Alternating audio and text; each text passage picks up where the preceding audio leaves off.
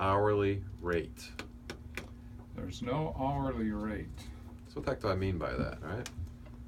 I think Well, depending on the condition and size and stage of the business that we're talking about, basically, I'm going to guess that, hey, you don't put yourself first in terms of a salary. You don't look at your company as, hey, I'm deserving of $100 an hour or $80 or $200 an hour, because that's what I got in my big corporate life. right.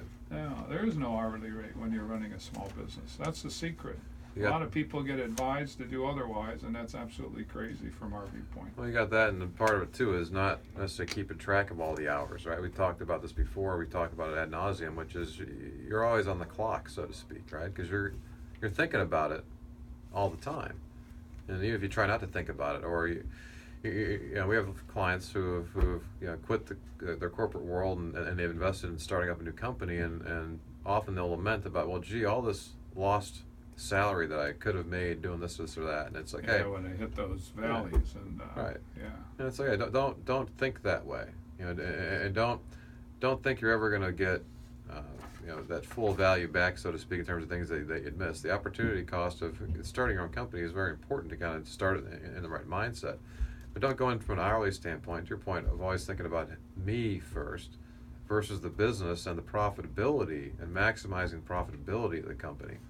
You do that. That's when the good times roll, and you shouldn't be afraid. What happens sometimes, it takes so long to get to reasonably good profits and cash flow that when the owner does get there, they're hesitant and feel guilty about taking those profits to really not so much make up for lost time, but that's the net effect. It's okay to be successful. It's okay to make profits, and it's okay to take those profits and share them. We're big believers in sharing with your employees, because it takes a team to get to wherever you're going. But to look at yourself as an hourly rate and put yourself first, I don't even know what that means. If all of a sudden you're running in tough times and we need an extra couple $1,000, and here you're looking at a payroll that has you getting a couple $1,000, what do you think's going to happen? You're not going to take that couple $100,000, or you're going to borrow it, which you don't want to do for those kinds of things. So you go with the ebb and flow. When you start to think hourly, you're starting to think like an old line union job, which does not really work too well with small businesses, the ones we consult. It's a common